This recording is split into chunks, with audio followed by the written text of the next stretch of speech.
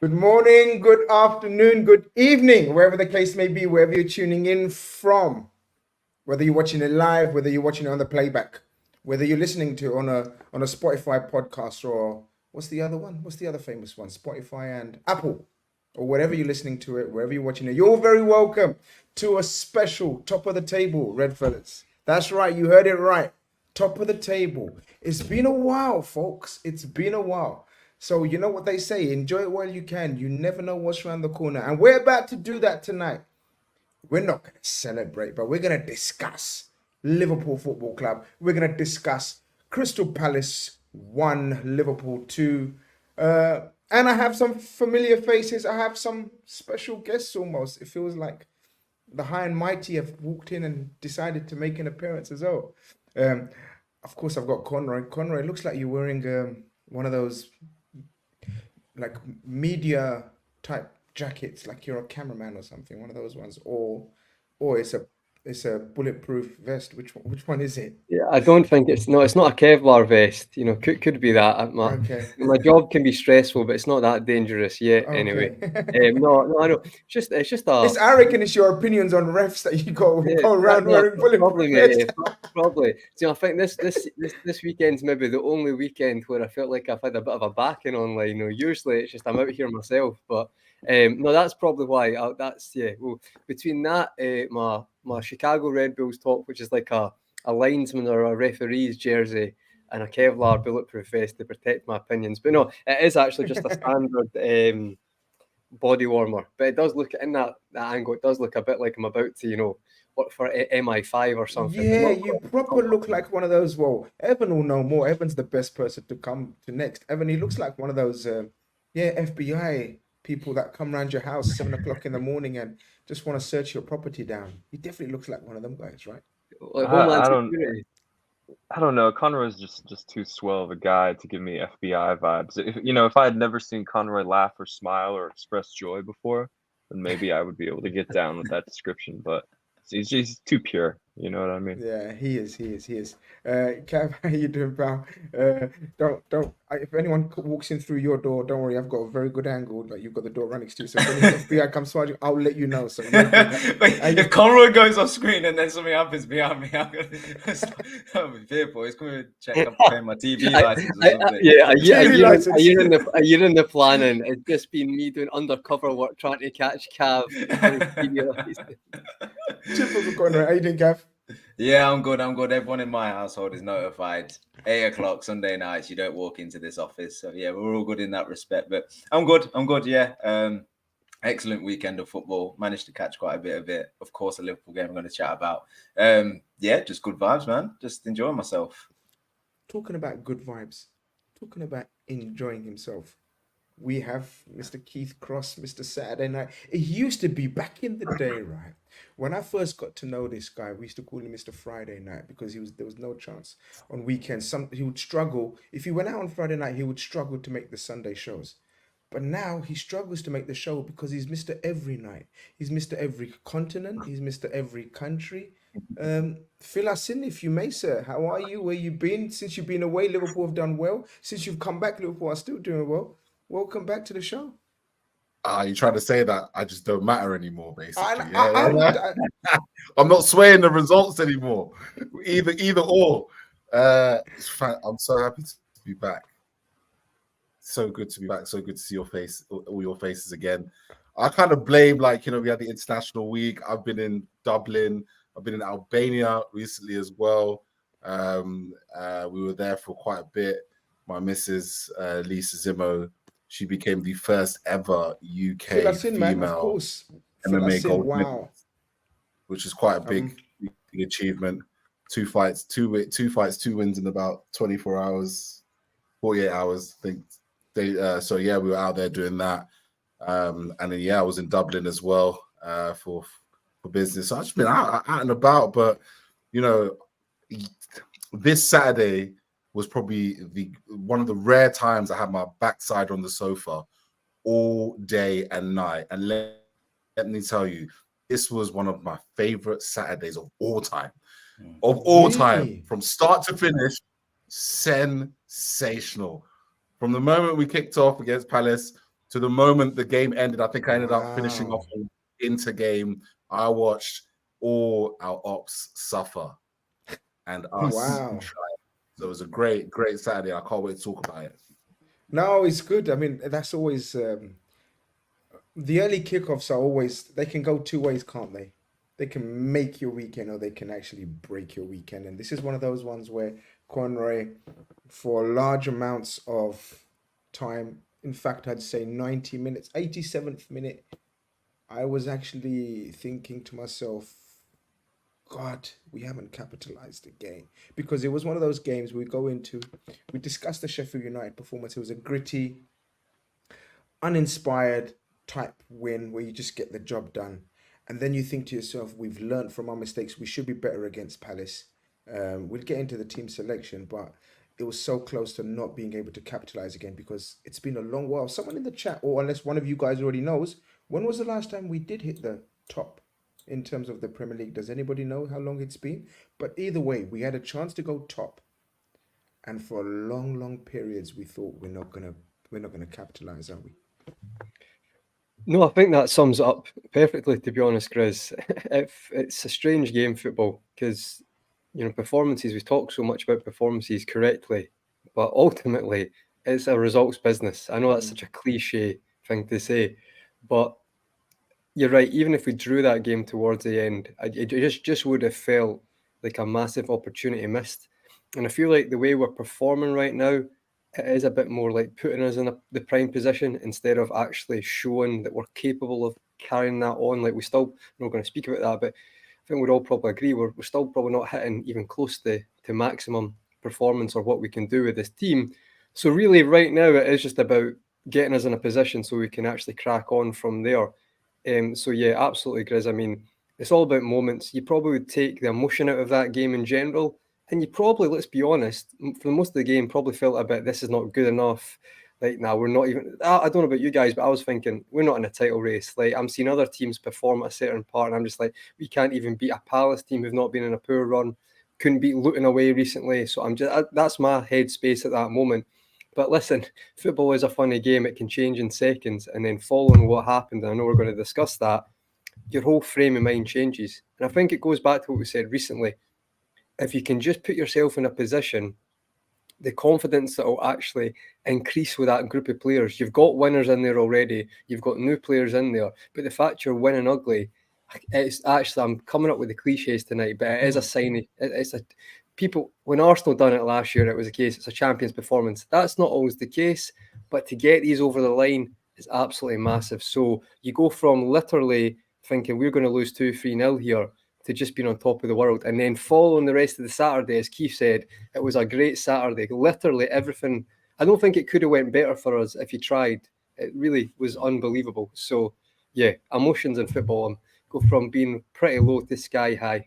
So that's how I felt.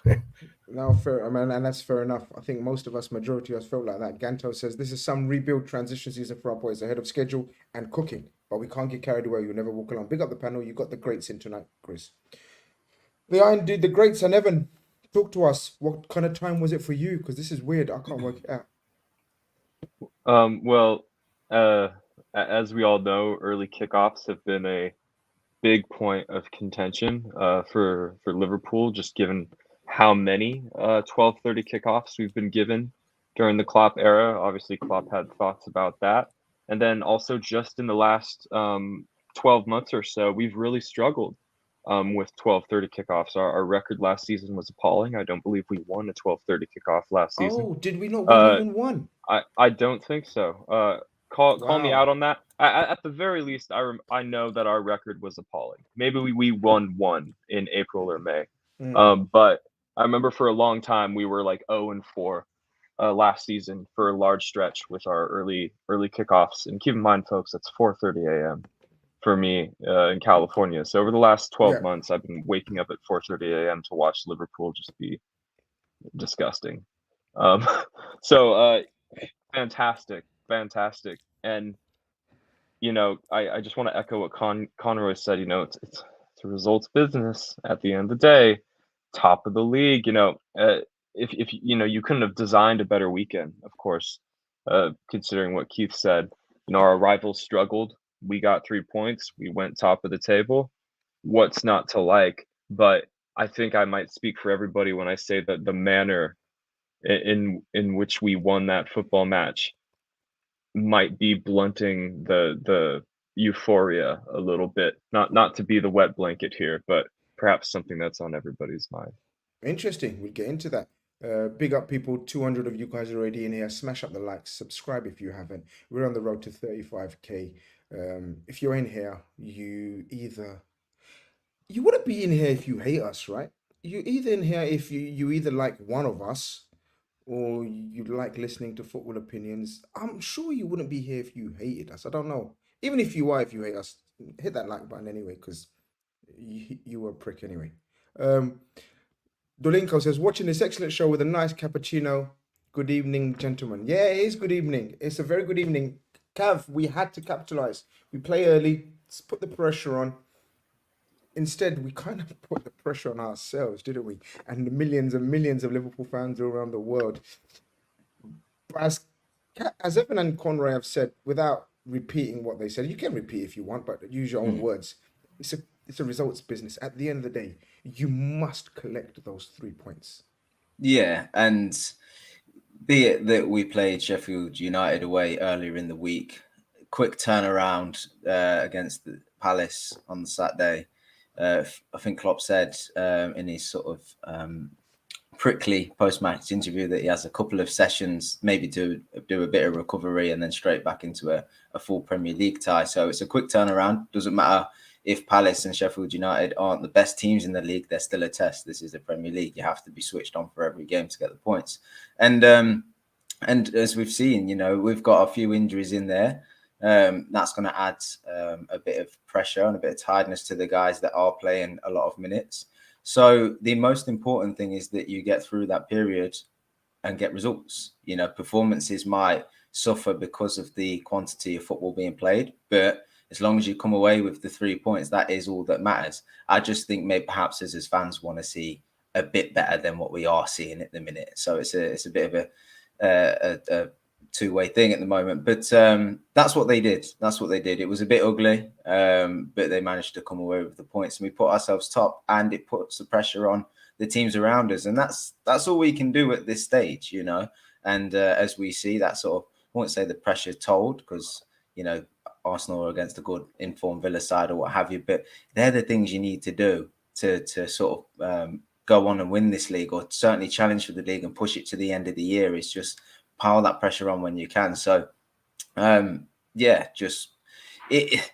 We'll talk about the game. I think we'll all be a little bit disappointed with what we've seen in terms of performance and what have you, but we do have to put the season and where we are in the development of the squad into context, and we'll talk about the lineup. There's some changes from the previous game, some enforced, some just to keep people fresh. So I think we just have to look at where we are in the season and just applaud really getting the 3 points by hook or by crook.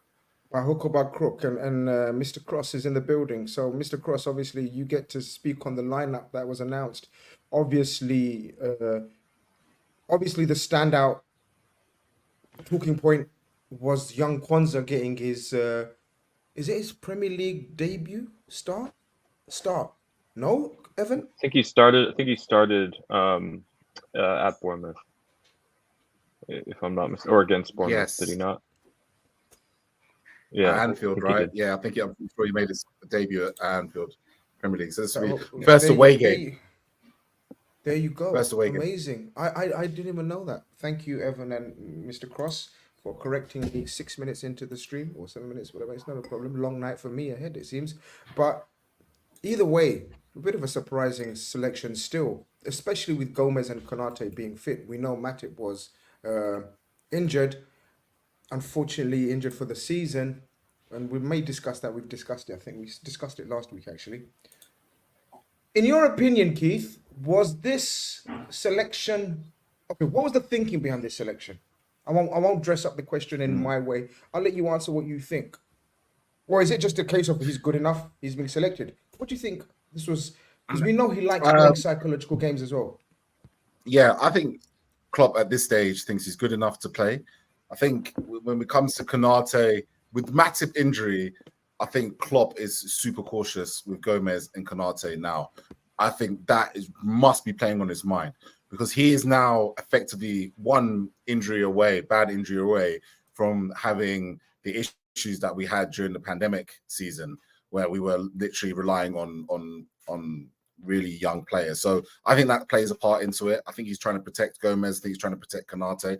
I think he thinks Kunz is good enough to start. And I think it was a huge show of faith to start him away against Crystal Palace. And I think also it was a baptism of fire. You know, if Konza, and I'm also going to add Endo to this as well, and Gravenberch and Szoboszlai, I think all four of these players in particular, a away game in a windy, wet 12:30 kickoff at Palace is the perfect breeding ground to really test yourselves in the Premier League. It's all good playing the fun, nice transition back-to-back games again. Like open games against Manchester City at the Etihad, the glamour games, right? You know, anything can happen in those games. You know, you're afforded a lot more space because the team will attack you. Against someone like Palace, you're playing a completely different game. You're playing more of a type of Premier League game where Liverpool failed to pick up 3 points against any of the Premier League, any of the promoted sides last season. So these are the type of games really where Liverpool have struggled in, particularly last season. So this is the baptism of fire they all needed. And I think this was the perfect breeding ground for confidence, but also for realization that it's the 3 points at these grounds, in these conditions, that make you go up to the next level that you need to be at to be title contenders and as players to be considered good enough to play for Liverpool. So that's what I saw a lot with this particular selection. The same for Konza, I would say exactly the same for Endo. I think Endo needed a game like this because he struggled with the pace of the game. I feel the transitional basis in which the Premier League runs. He thinks he has more time on the ball than he does.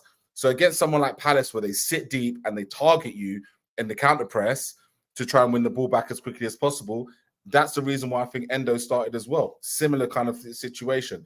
It was to give him the opportunity to show what he can do in a game like this.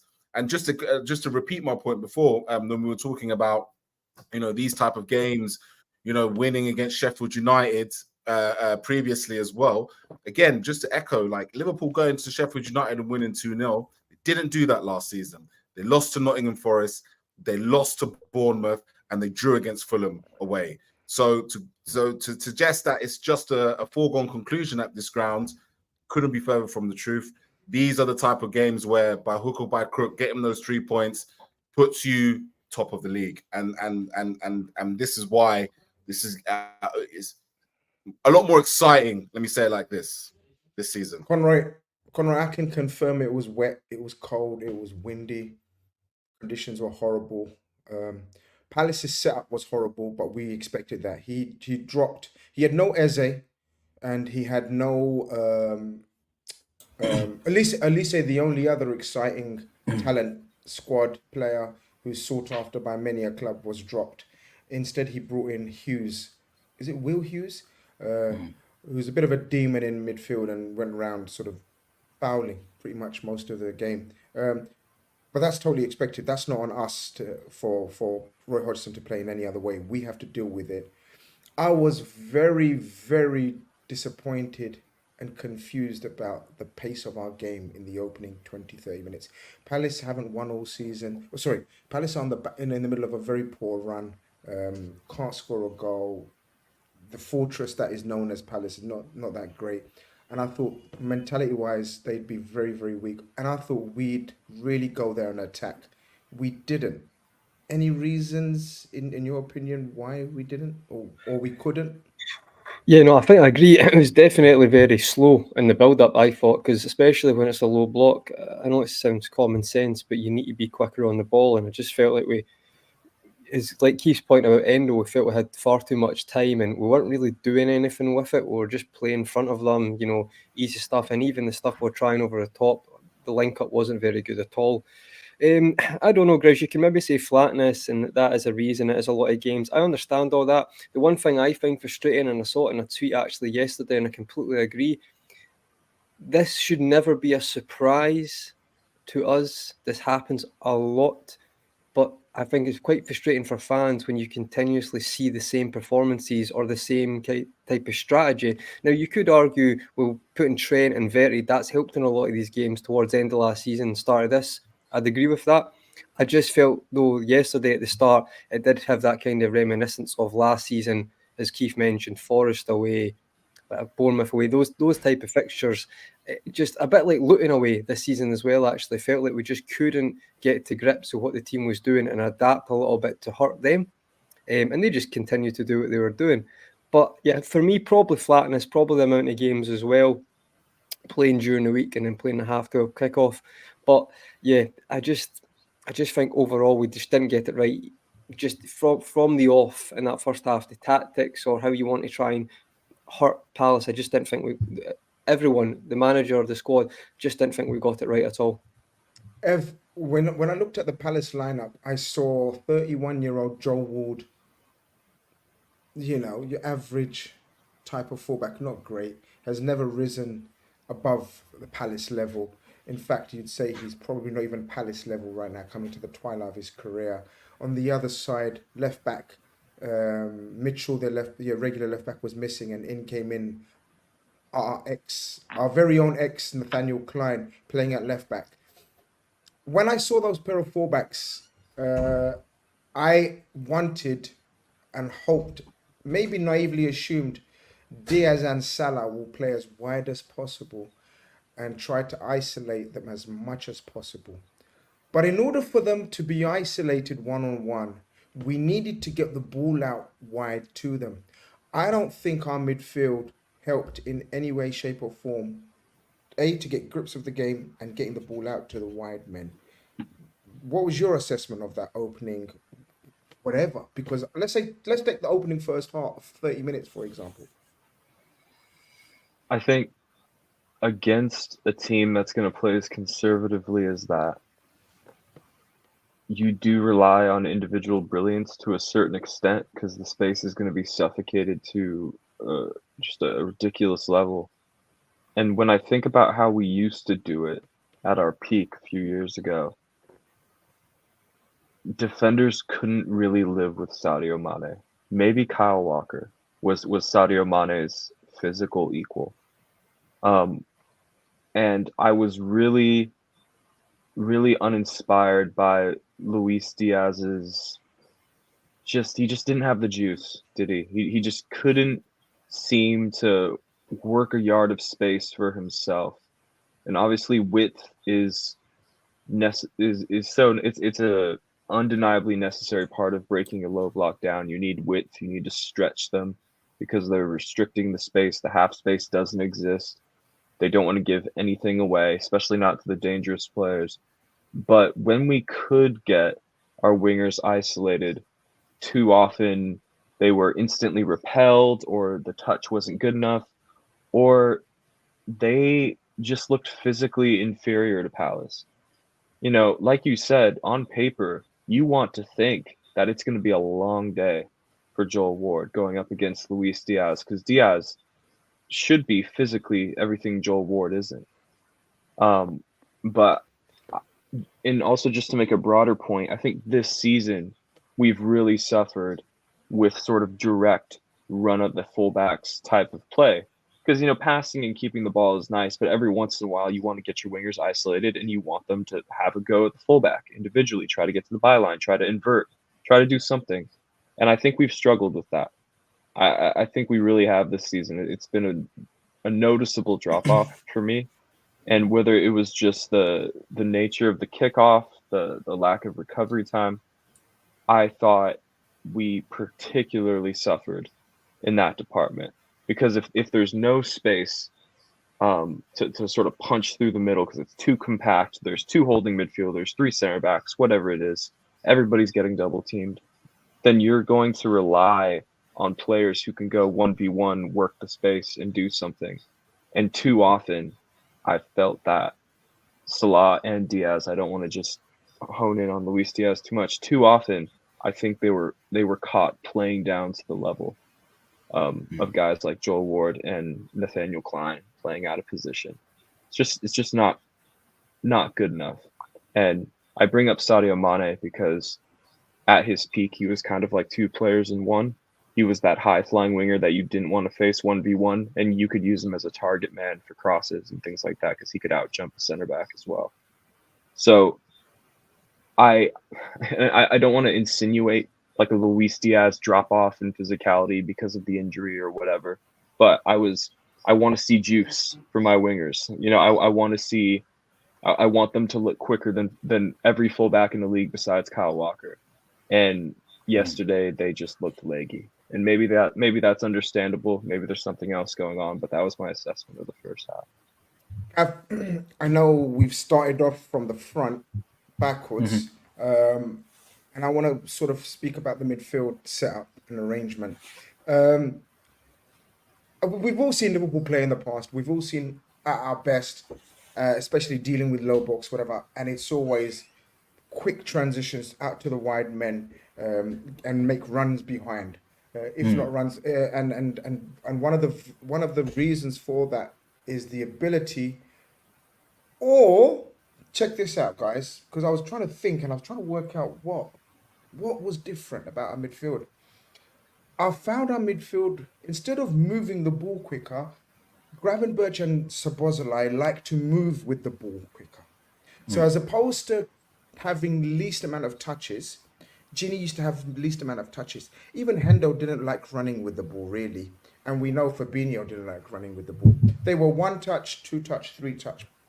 Now we've suddenly got people, and you can also add Trent into the midfield because he comes in inverted.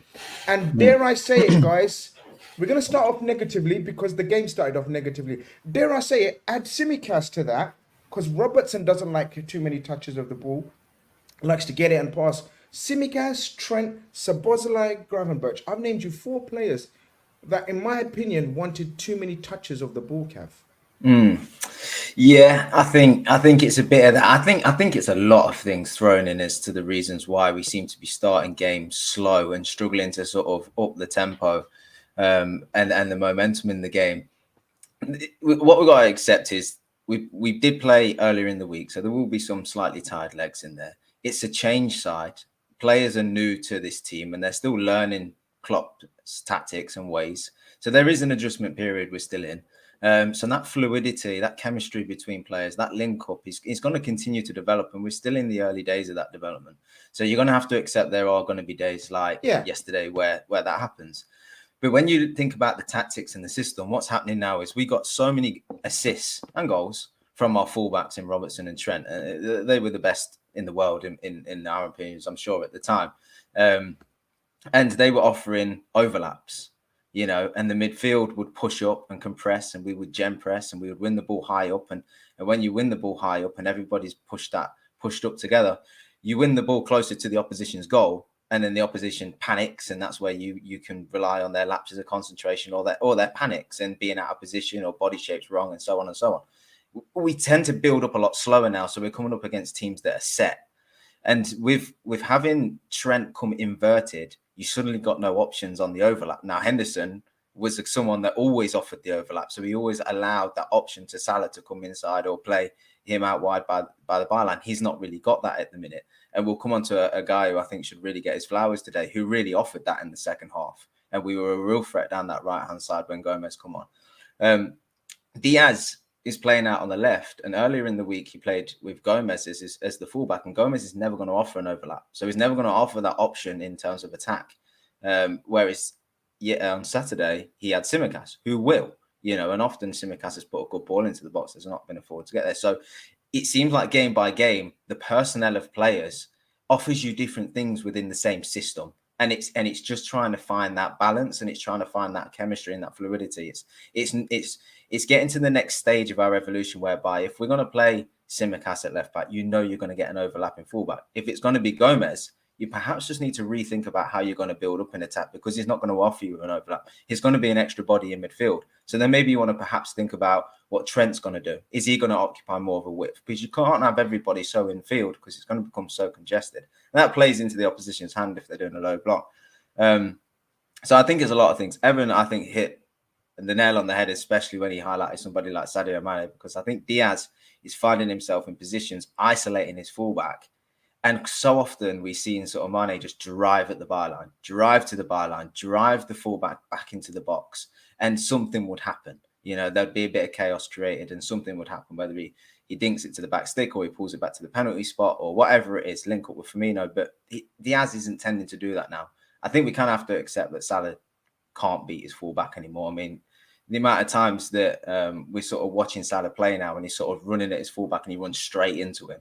You know, jinks left and right, but just ultimately ends up running straight into him. So we don't have wingers that at this point in time are beating their fullbacks. And then the forward is changing when you have Gakpo and Nunes. They offer you different things. One runs in behind, one comes deep naturally, and so on and so on. So there's so many options. There's so many ingredients going into the pot. But this is where we find ourselves now. We've got so much quality. It takes time to get the right taste. Together. Yeah. And what I would just add, and this is just a theory, it's not that I believe this, but when Klopp was developing this side and we were really exciting, especially in our offensive play, we were cruising past teams at will. And towards the end of the season, we kept burning out. Legs were falling off because we played at such a high tempo and we really matured as a team. And I think Klopp really learned in that as well, in them experiences. And I think we started to manage games better. We controlled games players and we played the long game. We realized it's a long season and this frantic football is so good for so long, but you still need to be as good at the end of the season when you're in the running, and momentum can only take you so far. So when we start these games off a bit slower, especially away from home, I sometimes just think that there's just a cautiousness. It's looking a bit further ahead, making sure that, yes, we've got injuries. We do need to rotate. That's going to mean that our levels drop off ever so slightly, but also it's keeping the freshness there for the foreseeable future, not just game by game, because we have United and Arsenal coming up. You know, we can't burn ourselves out against Palace. You know, obviously 3 points to 3 points, but we want to win, but we need to make sure that we are keeping a freshness. So you throw all these things into the pot, you can get stale performances. But that's just where we find ourselves. I think that fluidity will come. And just the final point I'd like to add, just going back to the tactics, is this Trent inverted thing, right? I felt like yesterday in that first half especially, I feel like players are admiring him a bit too much. I feel like it's like, give the ball to Trent and let's just see what he can do. And not enough players are coming and offering a 1-2, are trying to free him up, are trying to make a run to facilitate what he can do. It's almost everybody stopping and admiring what he's doing. And that's getting static now. The forwards need to be offering the runs. How many times did we see Trent pick the ball up and he's hit a ball, and once the camera is caught up, Sadio Mane's run across his fullback. He needs movement in front of him. We need to start facilitating each other. And at the minute, I think we're playing too individual. I think we need to start aiding each other as a team. But you also, sorry, Con. But I agree with you, because of the changes we've made and because of the personnel, and it's that time of season where three games in a week, we have to keep everyone fresh. That means you keep rotating the midfield, even rotating the back line, or the whole team basically. There's 3-4 personnel changes, which will disrupt the rhythm with the flow, the way you play. And how many times have we discussed horses for courses? But this was one of those games where I believe the way to beat these teams, and we've seen Man City, who are the pedestal, right? They beat them with overlaps wide. That's how they beat them. We have tended to become a very centralized team. And we're going to get into that. Sorry, Conroy, before we move on, you was going to say something. You know, I just have to add, I just wanted to add, I think Evan's point about Diaz was excellent. That's something that I found probably the most frustrating. I'm never one to look at numbers in a game for like the price of someone, but I found it very difficult not to look at the amount of money and the kind of, what's the word, the size of forward, like the kind of in a world stage, the way they're kind of viewed against a Nathaniel Klein, who I've always liked, but you know, he's been in and out of the game, a Joe Ward. To me, that is the game where, now I need to see something. I'm sorry. Now, when it comes down to the absolute, you know, the bare simplicity of football, if you're viewed as that player, if you're worth that much, you have to do more than just run about, play balls inside and run in just blind alleys. Like, that is not good enough. Like, it's not good enough. And I found that very frustrating. So it's a bit like, is Evan's point about the reason you have a dribbler, especially in your team, is if they can beat a man, especially against a low block, run at the byline, they will create space that will take someone else from that block out of position, therefore a gap for, I don't know, suppose like a midfielder to get in that spot at the edge of the box or somewhere. It'll move them around. It basically is someone who's a bit of a maverick, someone who's not going to just cut it back and, you know, keep it going. But Diaz is frustrating me. I think he's frustrating a lot of fans as well with that because, and I'm obviously sympathetic to the situation, but it's not a new thing. It's not suddenly happened. I do feel like when you sign someone for 60 million who's notorious for beating people and does that when he first comes in, and maybe it is related to the injury, I think you have to do better. Like, you're against, you just have to do better. You have to show me, like, you should be like constantly taking that person on.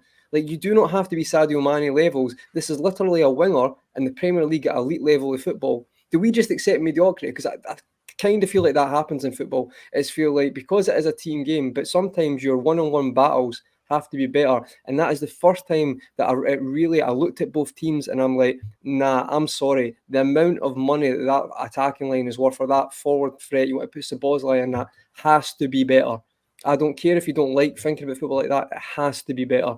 And I really emphasised when I looked at Palace's team and looked at ours, I just think we accept that in the sense of, as Evan's point about individual battles, I feel like you don't always see that some players are really pushing it. Like, today, I'm going to win my battle. It doesn't matter what happens with the team, but I'm going to win my battle. And I thought that was a really excellent point by Evan on Diaz. And regarding the Trent thing, I just wanted to add, that's not new.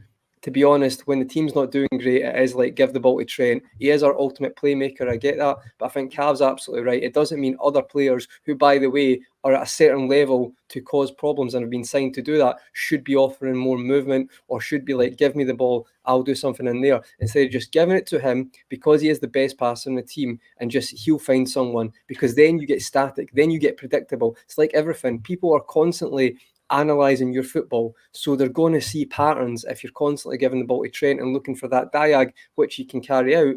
But if they know that, they're going to put stuff in place. So that's when a Szoboszlai, a Gravenberch can go into that space there, or just try something a bit different. I feel like, again, we're kind of getting a bit of a pattern where it's like, when we're struggling, give the ball to that man, and because he's got a wand of a right foot, he'll do something. But just think that becomes predictable. Sorry, go on. I just thought Cav and Evan's points were, I had the same thoughts, that's all. No problem at all. Dougie says, geez, guys, just joined the stream. Are we bottom of the or top of the pile?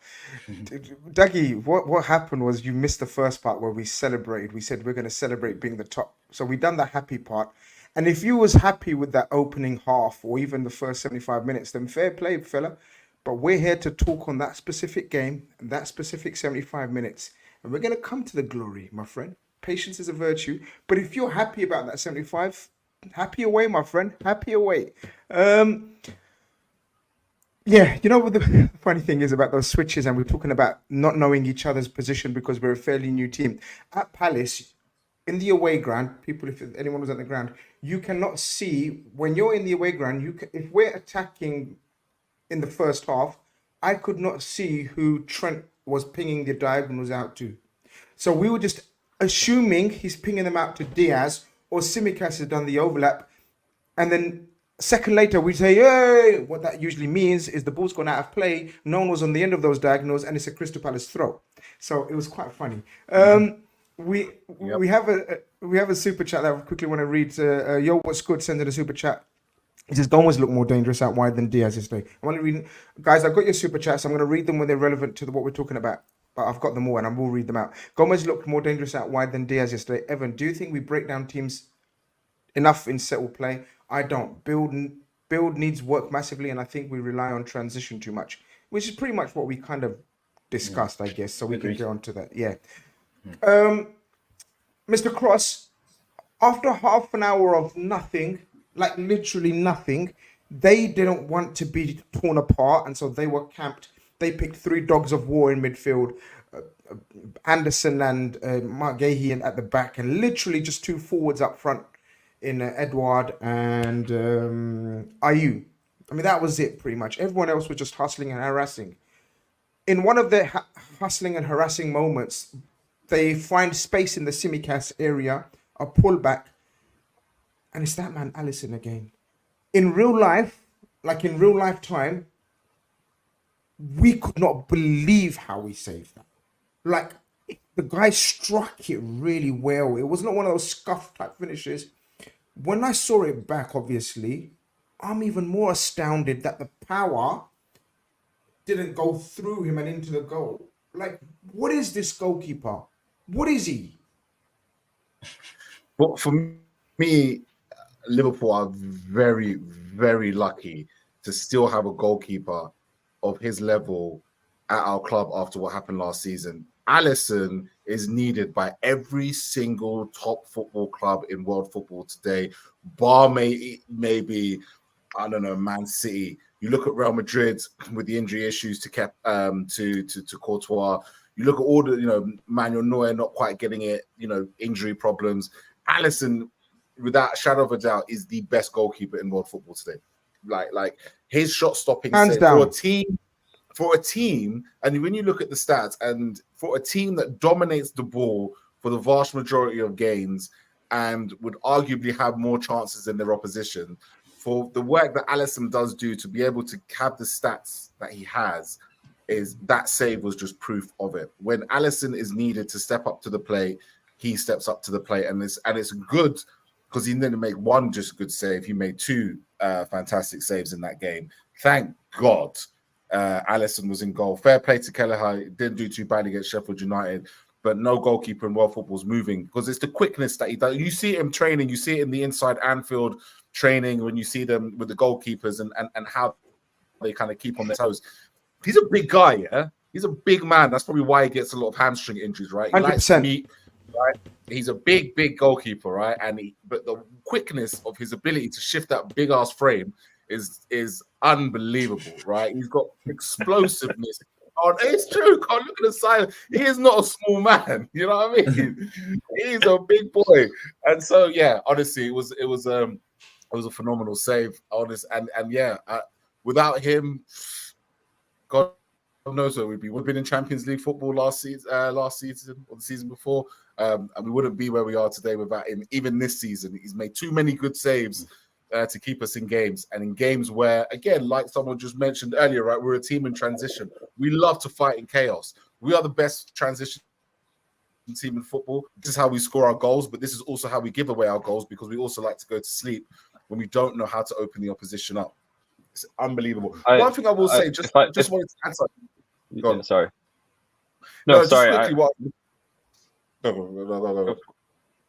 I was just gonna say, none of your business. This is I was just looking at the stats before the stream started. This is incredible, and I think we've conceded 6 or 7 more big chances than both City and Arsenal, and yet we're top of the table. And this is the reason why.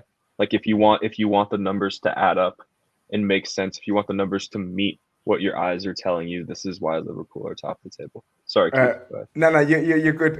Ev, thank you very much, because even though I brought it up, I didn't know what the fuck it meant, so I took it off. But thank you. it just means we owe Alisson a bigger contract at the end of the season. That's all. Cool. Yeah, but none of your business did explain it in the next message. He goes, for goals presented. I was like, what the fuck? but Evan to the rescue. But Evan, I'm going to come to you anyway for the next incident, which is 3 minutes later. Look, we're going to discuss Endo possibly now. Dougie, if you're still in the chat, we're going to continue the negativity because it was still negative at this point of the proceedings and of the afternoon or morning or whatever the case was. We get caught on the ball. He's fouled. Leads to a chance. Leads to a penalty and a Virgil van Dijk yellow. Did you feel the worst when it came to VAR? What was going through your head? Was you fuming with Endo? Was you sympathetic towards Endo? We kept playing that pass into him, and we knew Hughes was literally smelling blood every single time. And it was the most obvious thing, and we kept doing it, and I was going mad. How was you?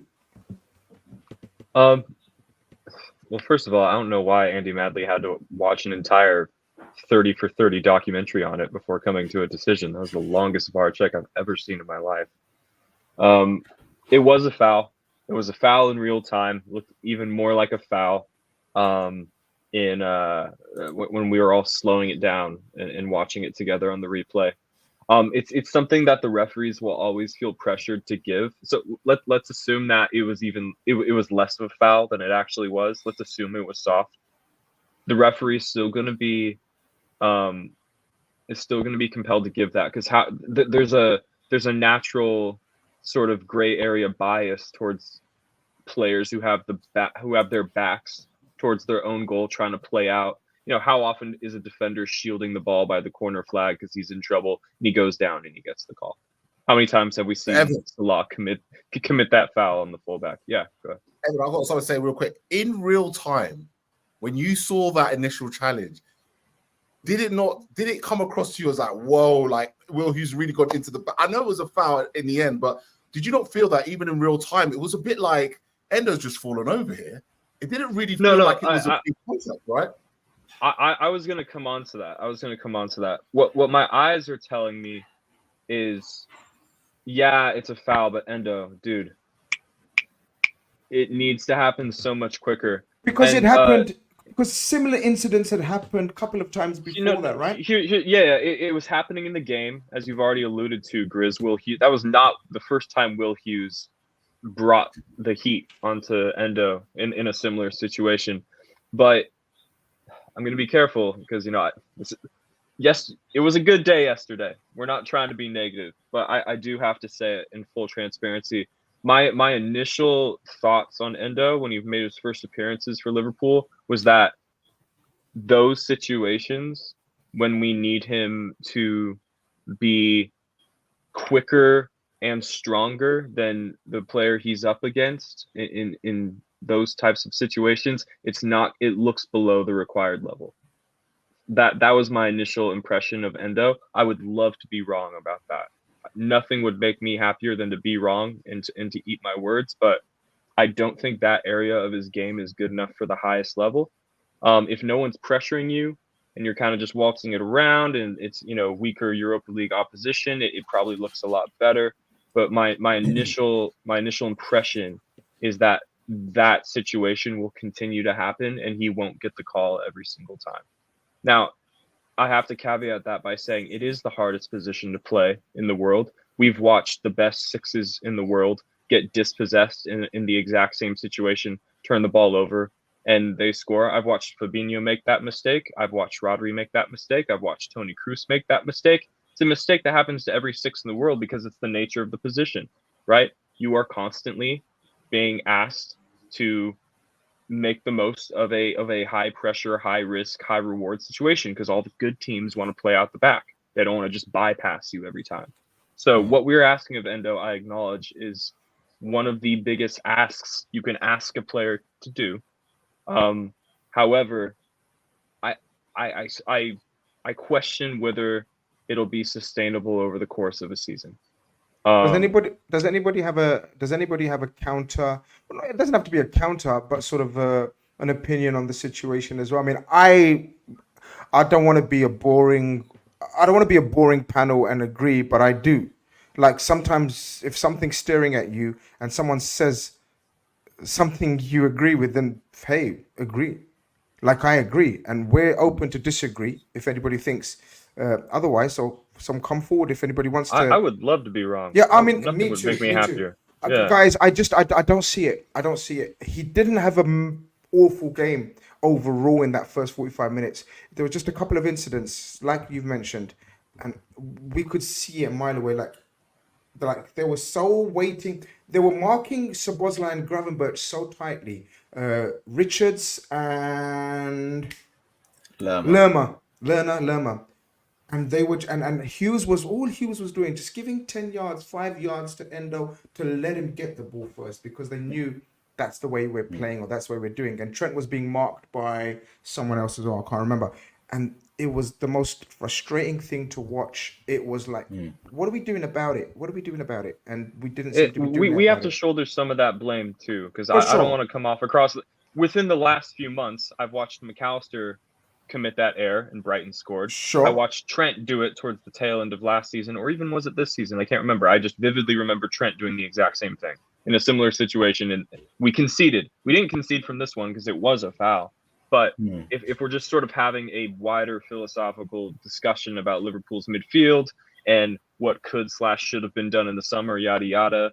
This position, I just wonder if it works when we're talking 38 games. And now with the sample size, it's a bit tough. But you know, it will get better because he's an experienced international player with an elite mentality, and he will improve in this regard. But you just wonder where the ceiling is, or how low the floor might be. But yeah, those are just my initial impressions. If he doesn't find his timing, timing, this is what I see with Endo. Everything is about timing. Like on the ball, in distribution, I've actually been quite surprised, and I'll give him his flowers. I've actually think he's. But that's when he's facing the play. He's facing the play. He's facing the play.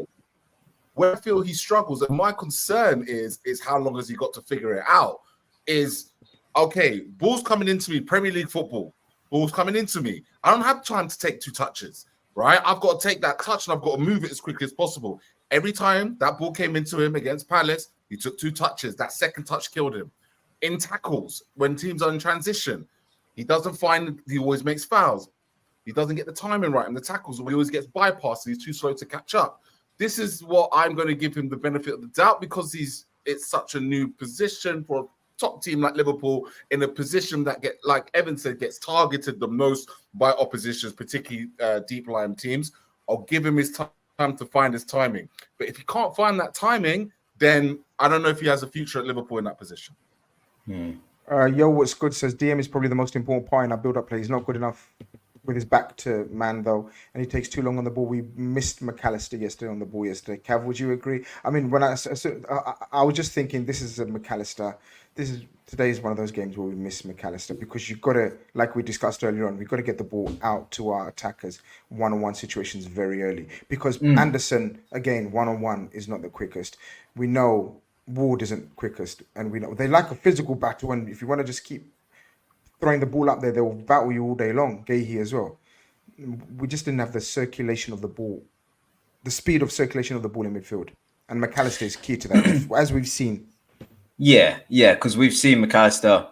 He has made mistakes receiving the ball out from the back, but at the same time, we've seen him turn on the ball, take the opposition out of the play. Nice little, drop of the shoulders, or just a pass back to the fullback or the centre back, receive it again, and just link to be able to help us progress out from the back. Endo wasn't quite doing that yesterday. But I think aside from that, I won't call it a mistake because he got fouled and it was given a foul, and that was the decision. So you have to accept that isn't a mistake by Endo. So judge the rest of the game and take the perhaps frustrations of our lack of intensity and our lack of tempo out of it and just assess his game. I think he was fine. Fine. Obviously, he plays a part in how slow everything's building up. But then you've got to look at the fact that Trent is inverted. You've got guys giving him the ball in areas he's perhaps not used to. He's probably coming to Liverpool thinking, I'm going to be pressing up the pitch, and suddenly he's getting pressed at the edge of his own 18-yard box. He's having to, you think about timing and thinking about awareness, but this is all completely new. I think the sad thing for us is, and I think Keith alluded to it, is he's not a young player. So that's where we're kind of like just a bit, that's what he is. That's what we're going to get. He's not going to be the guy for us moving forward, because if he was a young man in this team and we thought that would develop over the next few years, and once he gets it, that's brilliant for us because he's going to do it for years ahead. I don't think Endo's going to do that. So I think effectively for him, as long as he does a job this season and he's good enough, we will look to strengthen in that area, whether it means McAllister's final position. But McAllister, what he does offer us as well is he will take risks breaking the lines with them forward passes. And we didn't get offered that at all yesterday. And although I would like to see a bit more dynamism in midfield and a bit more build-up play, bring the fullbacks into play as well, sometimes you do just need someone who just like turns on the ball, looks ahead and just tries to feed it through the eye of a needle, because it's a risk. But in a game where you're not creating anything and you're going to walk away with a point, but ultimately isn't good enough for us, draws or losses in this league, you might as well try and play that eye of the needle pass, especially when you've got time in the game to recover if there is a mistake, which we ended up doing. So, it's a bit telling that even though people perhaps don't want to see McAllister in the 6th position, actually he is the best option for us moving forward. And actually, things tick over and work better with him. And I made the point earlier on about Trent and our system. I think Szoboszlai and Gravenberch and the people around Endo needed to help him out a little bit as well. Do you know what I mean? Oh, they're not completely blameless. If he's taking long on the ball, it's probably because he's not seeing the pass, and that's one of two things: his vision's not good enough, or simply he hasn't got an option, and that's based on the players around him as well. So I think Endo, he isn't going to be the guy for us. He'll be good enough, but this is a team thing, and I think how the team performed yesterday is perhaps influencing our thoughts on Endo a little bit. Yeah, I tend to agree. I think you make some valid points there. Half-time came, thank God. I just wanted to blow up and just say, let's start again. Like, let the game start again. Half-time 0-0. And of course, guys, half-time in the show, pretty much. We've gone a bit over half-time today. But of course, we are sponsored by yourfutcard.com. There you go, guys. Make sure you guys know about FUT Card. Go over to them if you haven't already. Check out their website. It's a magnificent website that covers all your needs for FIFA cards, your designs, backgrounds, choices of color, everything you want. They also have, of course, metal player arts as well. I mean, just get as many Alisson ones as you can because this guy is a beast. Request Darwin Núñez is there as well. Of course, loads of other players from all other clubs as well. Some great designs going on there, I'm not going to lie. I haven't seen this Jurgen Klopp one. That's a bit of a different one. Luis Diaz, we've discussed him. Maybe if you buy a few Luis Diaz ones, it might inspire him to play a bit better than he is at the moment. And of course, they've got these new moments cards, which are beautifully crafted edits of magic moments of your choice. These are just some of the examples. Of course, the Aguero moment. Of course, the magnificent Alisson Becker moment. And there's always Divock Origi moments. Come on, if there's not a Divock Origi moment, then yeah, something's wrong. So go check them out, guys. And if you are stuck or confused as to what to do, how to order, how to pay and everything, you click on this icon in the middle and ask them anything you want. And they are all the time available to answer anything you want. And you go to, once you've selected what you want and how you want it, you type in Redfellas and you get 15% off. Hello, 15% off. Yeah, you can't go wrong, really. Go and check them out. Yourfutcard.com. You help them, they help us. Everyone's a winner, baby. Smash the like, guys. Over 420 of you guys in here. The algorithms are slowly healing back to nature. I know we've been a bit down and out in terms of our output and content, but we're getting there slowly. Conroy Talk says, great show. Thanks very much, Conroy. I hope you're enjoying the show as well, as much as we Yeah, no, it's for both. It was Dougie in the chat said I was pulling the NCIS look. So I was just saying NCIS, if you've not seen it, is a very good show. It's about a naval agency. They wear like the body, the bulletproof vest as well. So. Oh, fair enough. I know that. But I'll stick with you, Con. Halftime comes and halftime usually signals some sort of change. It's amazing how much changes we've made this season at halftime. Like we normally, do you remember, guys? We used to think, Klopp's never going to make any changes, regardless of what happens. But he's not shy, and one of the reasons is because he's got a squad now. Even though we know who was missing, we know Matip, Thiago, Jota, Robertson, just to name 3 or 4 top of my head. Endo does come off, Conroy. What did you think about that? Endo comes off, and interestingly enough, it's not Elliott, it's not Jones, it's not a midfielder for a midfielder. It's for Trent. So Trent moves into midfield. Joe Gomez comes into right back. What was your thoughts when that happened?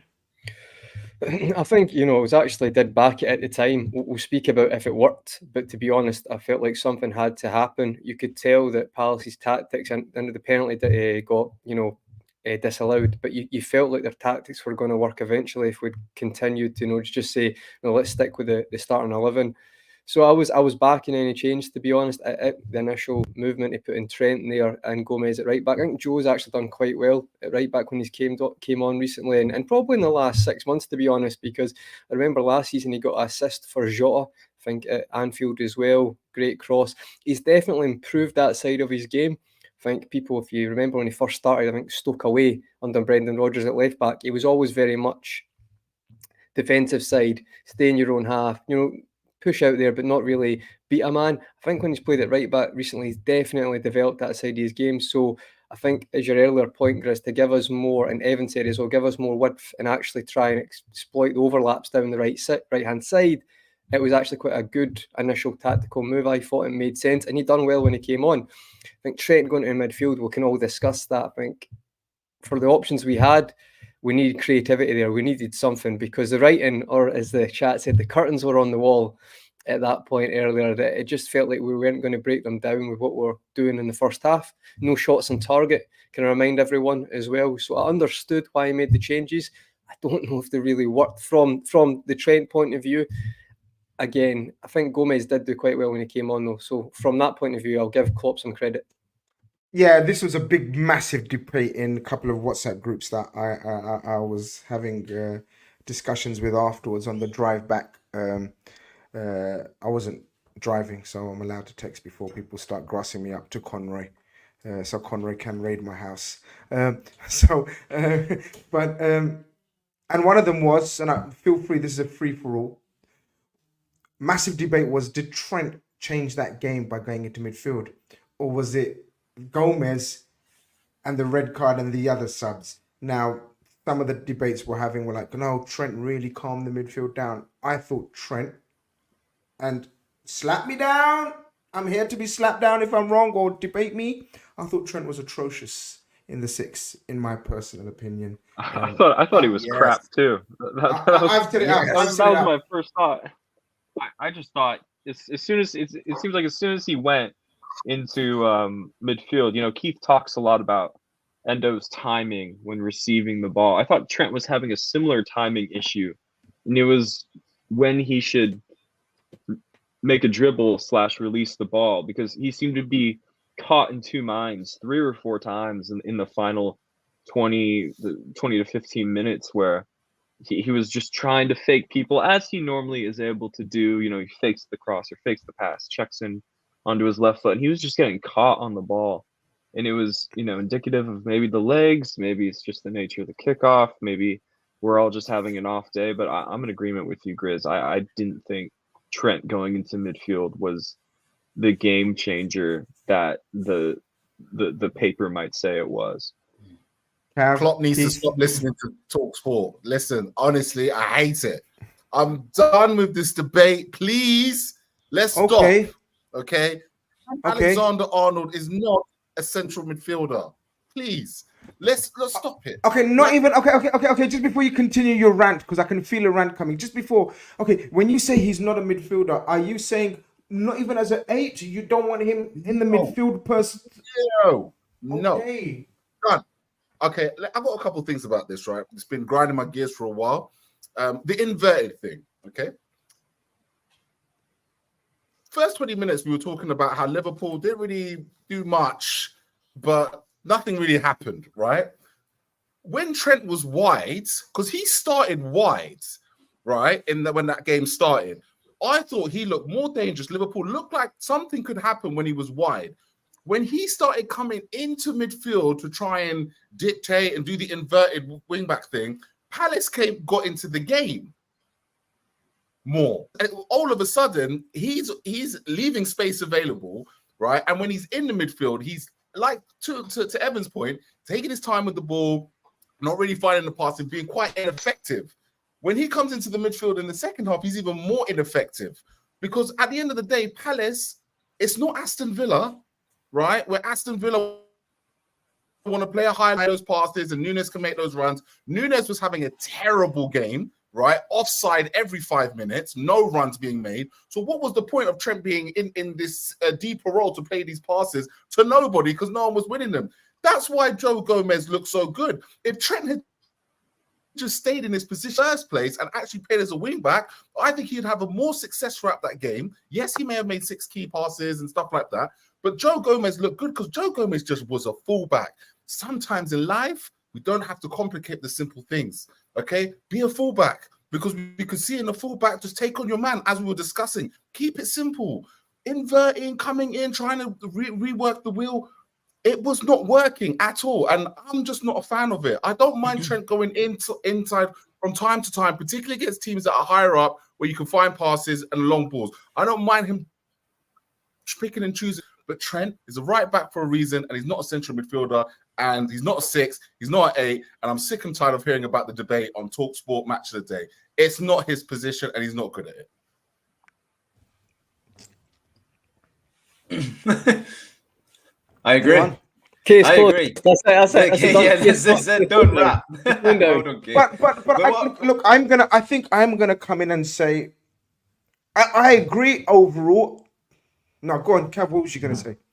I was just going to add to Keith's point in the sense of keeping things simple, as well as it Gomez playing as a right back and a wing back and doing the overlaps. That is simple for him and his role, but also everybody else around him. Like playing with a inverted fullback is still relatively new to this team, and everybody else has got to try and adjust to find their position and change their runs and where they find themselves in the areas they're trying to get into as well. Whereas the likes of Salah, Nunes, Diaz, I'd say they're more used to having a fullback that plays out wide and puts crosses in from, outside the 18-yard box, whether it be quite deep or from the byline, but he's still coming in from that right-hand side. That's the delivery they're expecting. And that's what Salah's especially has been used to since he's been at Liverpool. So now we have somebody who's playing inverted. The angle of the attack is totally changed. And that just means that it's going to take some getting used to. I don't fully agree with Keith in the sense that Trent isn't, well, I don't think he is a midfielder, but I do think there's going to be games whereby I want to see him in midfield because we know his ability around the 18-yard box. He only shown it us last weekend. So I wouldn't want to say Trent is a right back, keep him as right back and see him totally wide all the time, because I also want to see him around the 18-yard box, getting shots away and threading the eye of the needle passes and so on. But again, we're going to have this debate every week. It's when do you do it? And for me, we spoke against after the Fulham game where I said that Trent earned the right to go into midfield because of how well he was playing. I think in this game, Trent was just put into midfield, and it only worked for us as a team overall because of how well Gomez was doing. I think Trent earned the right last week. I think this week it was just more the focus was to get Gomez wide and change the angles of our attacks and the deliveries into the box. And it worked brilliantly well. And Gomez deserves his flowers, I wouldn't want to say just having a wide fullback was the solution. Actually, the player himself was very good when he came on. He was linking up some simple passes, but also getting wide and putting some good deliveries into the box. We'll talk about the equalising goal, but it's his threaded pass in behind to Gakpo that's perfectly weighted that then is almost a pre-assist. So quality he was showing on that pitch that makes us all believe that simplicity in that fullback position was what was required in that game. I think it's fair to say, guys, that he has attributes of an 8. Like you guys have said, I would love Trent to be on the end of shots, final third passes. I've said it often. And he breaks lines like no fullback in the history of the game can. Like, I'll go out on a limb and say it pretty much. There was a left back called Sinsa Mihailovic, who was almost impeccable breaking lines. He had one of the most sweetest left foots you're ever likely to see. I can't, top of my head, think of anyone else who's got the technical ability that Trent has. Of course, there's Kevin De Bruyne's in midfield, and as you go along. So therefore, I think there is a conversation in an 8. He could be utilized in an 8 because he just doesn't enjoy defending, guys. We have to accept it. He's actually openly come out and said it. And in the number 6, you have to have awareness, spatial awareness, opponent awareness, and defensive awareness, which are all of the weaker sides of his strengths and skills. But you can't argue with this as well. Since Trent played, none of your business says, inverted role, the record is the record. But I guess we'll do a separate show on that in terms of, go on, you're nodding your head. That's just what I was going to say. Like that's, I mean, again, guys, results. Think about where we were before Trent inverted, where we were in the table, where we were as a team. Think about the mood. Think about where the culture was. And then there is a direct correlation with Trent inverting and Liverpool becoming a top 4 team in the Premier League again. like, here's the thing: it's not always pretty, and I think that's a bigger conversation about Liverpool's build-up play in general and where Liverpool are as a team in general. I think that says more about the team than it says about Trent when the inversion doesn't always look great. But there's just no denying that the traditional 4-3-3 with Robertson and Trent as out-and-out fullbacks, everyone was saying that was stale. Klopp was getting slandered for not coming up with a new tactical identity. He was getting slandered for not signing more midfielders. He was getting slandered for all these things, and it was justified. It had gone very stale. It looked really stale, and he changed it. And lo and behold, I know our eyes aren't telling us that we're a world-class team, but we are where we are. And I'm not going to tell you that your eyes are betraying you. Like I said, it doesn't always look great. It didn't look great last night, but you see an immediate difference in Liverpool's fortunes when this happens. Let me also say the winner that Trent scores, not this, the winner he recently scored. It's not happening if he's playing from right back. It's not getting the ball there when he's playing out and out right back.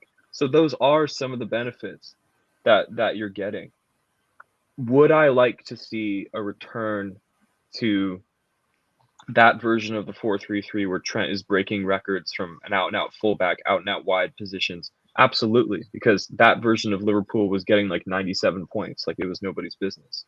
But that version of Liverpool, where we get that level of output from guys like Trent and Robertson, that version of Liverpool is probably dead, and it's probably not coming back.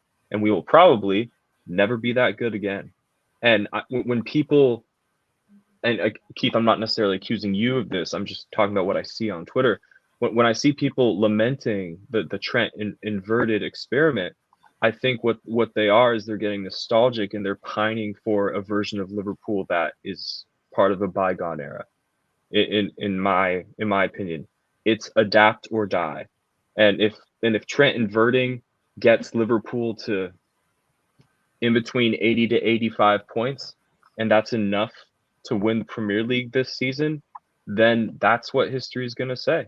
Liverpool won a Premier League with Trent playing more as an out-and-out midfielder. But I'm not going to sit here and tell you guys that I see things that you don't. I don't. All I see is the results, and all I know is that change is sort of the law of the land. So we've discussed this before, and I keep saying we're going to do a show on just the tactical evolution of Liverpool, and we probably will one of these weeks.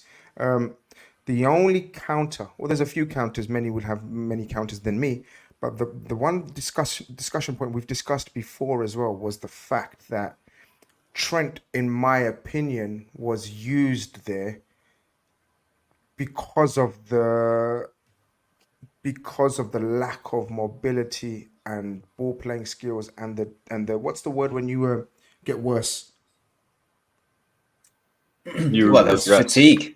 There was no legs in the squad, was there? The midfield was a whole. The regression of the midfield. And do you remember, guys, we done a segment a few months ago when we said Trent now, is he as important in that inverted role now that we have got the likes of McAllister, and we were hoping at the time Thiago, who can equally use the ball as Trent, whereas Trent was the outlier. He was by head and shoulders the most progressive passer out of the whole squad. He still probably is, but there's able deputies to stand in there. And can he regain the form? Well, not the form, but can we recreate that style that Evan you're talking about in times gone by, where we now have got energy and legs with the likes of Szoboszlai and Jones in the midfield to maybe go back to the 4-3-3 in certain games? I don't think there's a right answer either way. I don't think it's a black and white. I just feel this evolution should be utilized to the best of our ability. And what I mean by that is courses for courses, and that's up to Klopp and the analysis team to see who we're playing, to see what system we're playing. And I feel yesterday was one of those games where we didn't need to cramp the midfield and go centrally, So what I'm saying is I'm sitting on the fence. I'm not saying we should play inverted Trent. I'm not saying we should go back to the 4-3-3. I'm saying now we've seen the best of that 4-3-3, and now we've seen pretty much the best, or maybe not the best of this inverted role yet, because we're still learning. But I think we have options now, and we should utilize it game to game basis. That's what I think. Before we move on, is anybody else quickly, Conrad? Because we've got lots to get through now. No, just to say, I think there's maybe, from my opinion, I think there's actually points for both. So, like, saying Trent's playing inverted doesn't necessarily say he's starting in midfield. I know similarities, but ultimately, it's still on a team sheet. You're a fullback and you're playing inverted. So, I think especially what gets on Keith's gears is when people say start him in the midfield straight off, and that's when it's slightly different, because that's when you've not got that protection or that flexibility. Say Robertson's playing and you put a free at the back with Trent inverted, there's definitely a bit more of it causes a bit of, you're not sure what's quite happening, and there's still it's a different type of shape, and I feel like I'd say that's fine to continue that. I also think, though, guys, I think it's not as if you just say, right, that's what we're doing today. There's tweaks in games as well. I think against Chelsea, he played as a standard fullback. So I just think, like, you have to have a bit of adaptability, as Evan said. But I do think we should remember Evan's point, that, like, the state we were, that we had to do that, was we should not forget how bad we were at that point. And he's the playmaker. Let's be no means about it. He is that guy. I don't care what you say. When he's having the worst game in the world, he will want the ball. I think Szoboszlai's not had a good last couple of games, so he's one of the people I think he will come very good for Liverpool, and he has played well. But Trent is that guy. For me, that's very obvious, because you've got top players, you've got older players.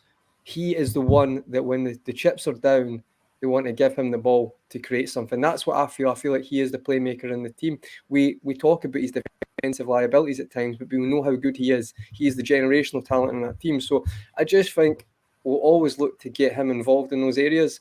But I'm quite happy with the way it's going. I think there's always going to be poor performances, but I just wanted to confirm. I think there's points from both, actually. I mean, but Keith's actually annoying is start him in a sixth position against, every game.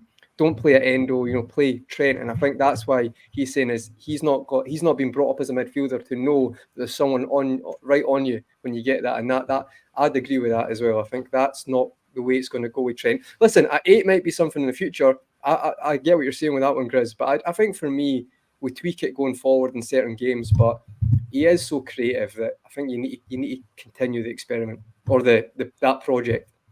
Coming up to the 60th minute, I was saying to my mates, I was like, this has got the makings of just a set piece or a scruffy goal or something. Crystal Palace in the middle of the play, the game stops and the referees asked us go and view the monitor, and we knew that's a penalty basically, because when that happens there's a penalty given. Explain, Evan, what happens? It's the correct call. It's a penalty. I mean, you see that given every single time. Anytime defender tries to clear the ball, they swing and a miss, kick the foot, kick the calf. By law, it's a penalty. It's a good process. But man, VAR, I was an ardent supporter, but for speaking just as a neutral, it's been such a net negative on the game. They just have not figured it out. Like nobody, I don't know. Like what was supposed to happen in that situation happened, but gosh, like with just the lengthiness of the delay, how long it took to confirm that Endo was fouled. We already talked about that. I'm speaking, just broadly about VAR for a second, but man, net negative. That's coming from a guy who was an ardent supporter of VAR and wanted it to. So let's clear up a few things that obviously were raised straight away. People started throwing examples and, what do you mean the game's gone on so much? But I think we all agree when we take a calm, relaxed look at it, if it's possible, because now that we've won, we should be able to look at it in a calm, relaxed way. We all, as Liverpool fans, realised that it was different from the Diaz situation, right? Or does anyone still have any points or qualms about it? And the reason for that was because I think we all agree that the ball had gone out of play, Conroy. Is that right? In terms of the Spurs scenario with us and Luis Diaz, whereas the ball hadn't gone out of play. So that's quite simple. We're not going to dwell on that too much. Yeah. But what I'm saying, Conroy, now is, so does that mean if the ball went out of play, it wouldn't have been looked at? No, so basically the Mateta challenge happened, but probably people should know this. This should not be news, to be honest. And I'm a bit perplexed at the reaction. You should know this is what the way VAR works. Is like 9 times out of 10, though, the probably reason people get mixed up is because it goes out, and then it's a check, maybe whatever they're doing that, but the play continued. So what we do is they wait till the ball goes out or the game stops, and then they'd get the referee to review or carry out that action. However, the ball stayed in. It's a bit like Spurs a couple of years ago when they beat Man City 1-0. Aguero gets fouled. The game goes on for like 2 minutes, and then the referee has to pull a stop to go and check it, because if the ball doesn't go out anytime soon, they stop the game to look at the decision. So that's what happened there, because the ball didn't go out. Let's say Mateta made that challenge, it went out for a corner, they'd tell the ref to stop the game straight away, and then they carry out the check. Bear in mind, John Brooks is carrying out that VR check as soon as the game's going on. And he's basically said to Anthony Madley, and he said, you need to go and check this now, potential penalty. So that's why it does that. So that's pretty much. Yeah, we're not going to, as I said, we're not going to dwell in it too much, because even though, we thought it's controversial, the game restarted with Diaz. The laws of the game, when the game restarts, as infuriating it is, but when the game restarts, you can't go back. So let's say Mateta challenge happened, goes out for a corner, and then they'd say they take the corner. That's the game restarted. So then you couldn't go back. Yeah, let's move on. Let's move on. Yeah, let's not dwell on boring referee talk. I know you get really excited when we mention referees. Okay, nothing happens. Still nothing happens, continues to happen. 60th minute, nothing happens for the next 15. We think there's going to be an avalanche of pressure on Liverpool, incessant pressure, chance after chance. Nothing happens until the 74th minute, when we bring on Curtis Jones, Harvey Elliott for the disappointing Szoboszlai. And who's the other guy that gets Szoboszlai? Nunes. We've discussed Nunes, very disappointing again, offside, Mr. Offside. And Szoboszlai has had a bit of a dip in form. I thought Jones would have started, but he didn't. And that guy Elliott, Harvey Elliott comes on, and he's just instrumental in everything. And one of the main things he's instrumental in is in this change of shape. And I think you're the one who spotted it last week. And when I looked back, I realized you were spot on about what you said about last week, that we turned to 4-4-2 suddenly. And sadly, it was a total 4-4-2 with Salah going through the middle, with Gakpo, I think it was pretty much. Elliott going to the right, Trent with whoever was left on the midfield, and Diaz wide left. It's a change that works. It's a change that has worked. Is it a change that we should look to maybe start sometimes? Is there an option, again, another option? Or is it about the personnel? Because only certain personnel can play this 4-4-2. Because Elliott, again, came on and absolutely lit up the show. We'll come on to the winning goal, but just the momentum kind of shifted, didn't it? Yeah, we spoke about, as a fullback, simplicity was kind of key to our development offensively down that right hand side. But Elliott's game is just based on a lot of simplicity as well. It's offering yourself for a pass and just making sure your first touch is right, and then laying it off again. Just simple little intricate 1 or 2 passes just to keep the tempo going, just to build up a bit of play, bring others into play as well. And that's what he does so well. He's getting more and more confident in receiving the ball and having, pressure put on him by the opposition. And he's just popping it off. And he's just a live wire in the team then. And this team lacked energy, and he came on the pitch and he offered that. And then his decision making's getting a lot better. He's knowing when to pass it, when to drive with it. He's knowing now not to always just give it to Salah. Actually, you can yourself drive into areas and reverse a pass if need be, or take a shot if need be. And that is building in his game. That's him being more and more confident and finding his feet in this side. Obviously, like you say, when he comes on, that then shifts our sort of formation slightly, and we become a bit more of a wider playing team. Gakpo, it's the way to beat lower teams. Like I said at the start of the show, I expected us to play like this, double up on the wingers, play Tsimikas and Diaz, and the same on the right, like we've seen Man United do it in the past, Man City do it in the past, us do it in the past. We've seen Arsenal do it now. Overlapping football. Sometimes you're right, simplicity. And Gomez suddenly gave that, as you said. It was like, honestly, the mood changed. We were in the away section for 76 minutes, sat on our asses thinking, what is going on? And then suddenly we thought, we'll win this.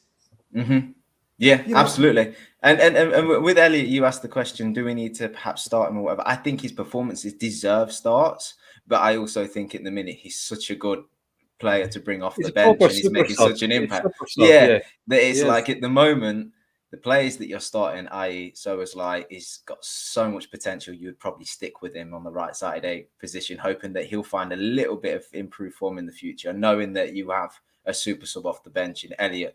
And if it goes on for so long and Szoboszlai doesn't improve, then Elliot deserves it based on his performances. But he is involved in the next key incident in the game, where he just picks the ball up and he drives and he coasts past Ayew, who's probably a bit tired, leggy in the game, already on a booking because he stood over the free kick, which Virgil just kicks at him and he gets a yellow card for it. But again, guys, I didn't know about the drama over the 2 yellows at the game, but afterwards I realized, what the hell's the drama? Like, the amount of professional...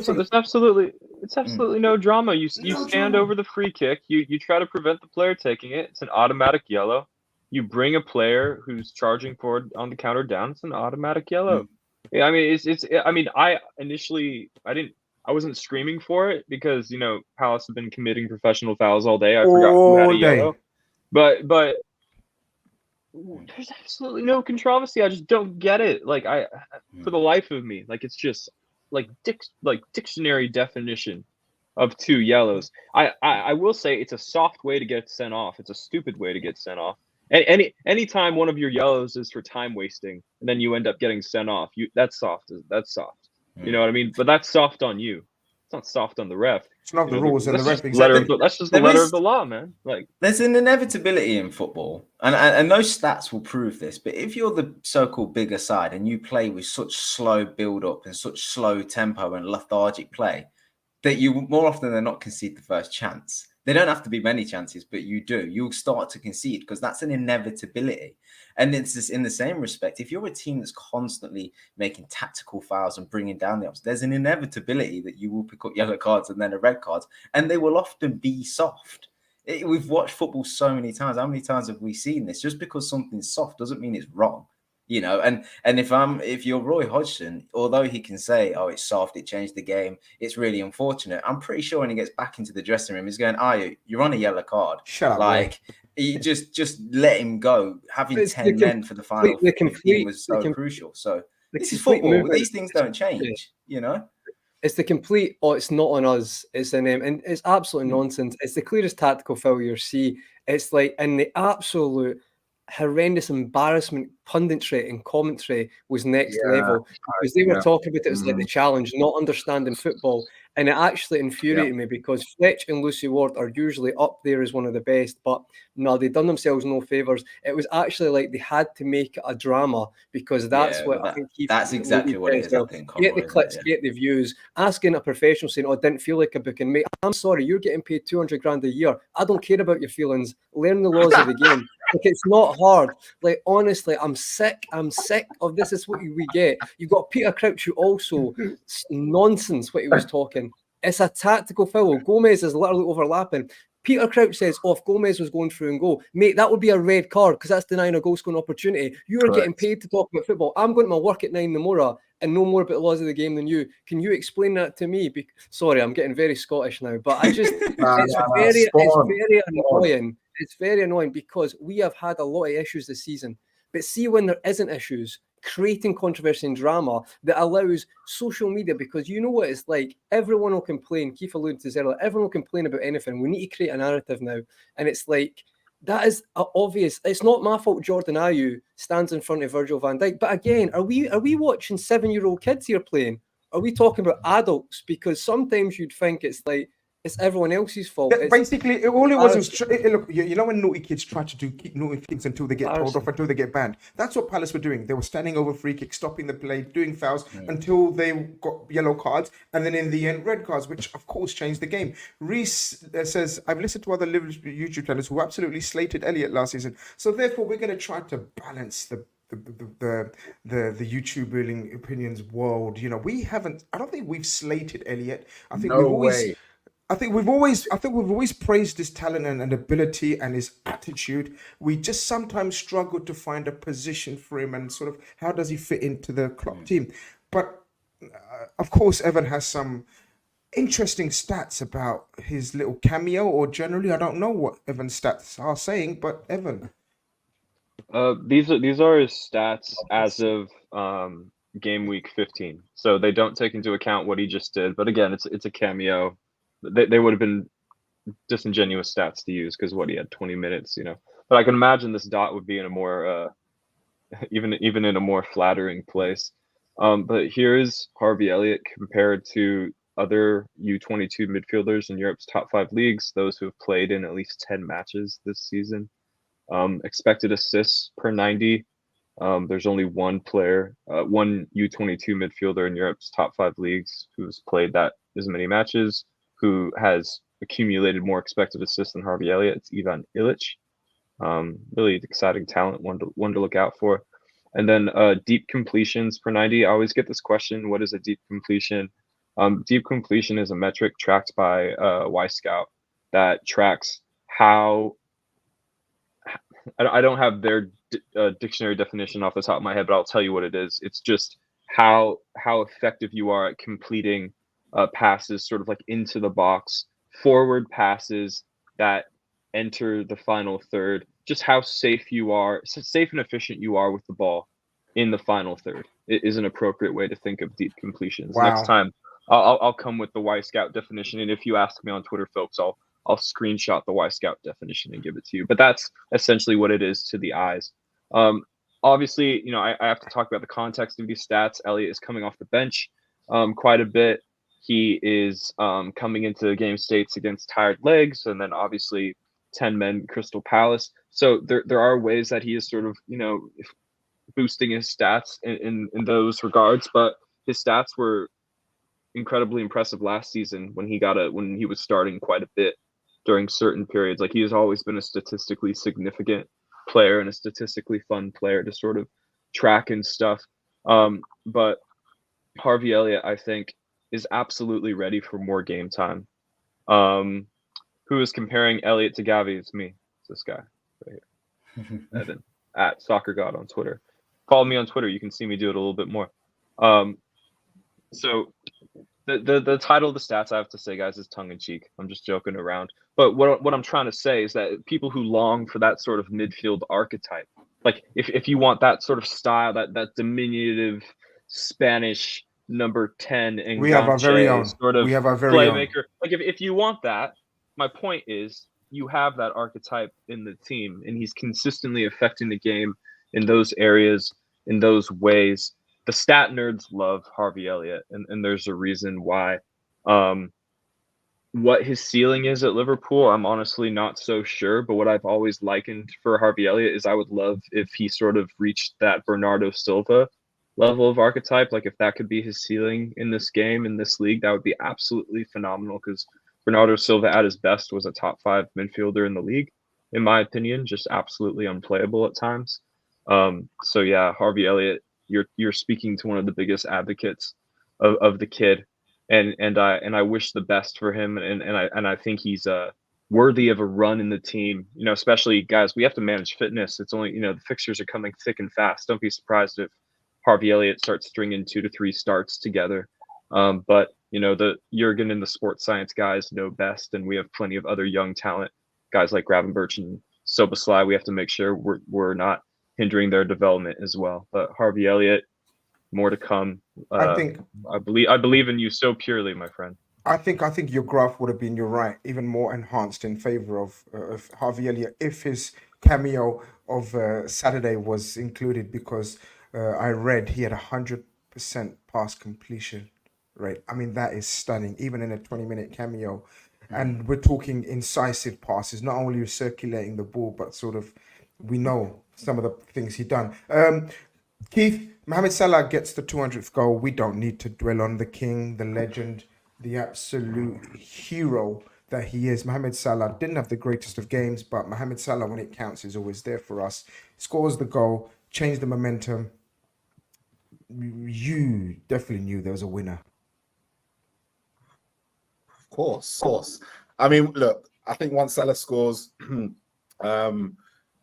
I mentioned this at halftime on Twitter, and I said going into the second half 0-0 was a good result to go into.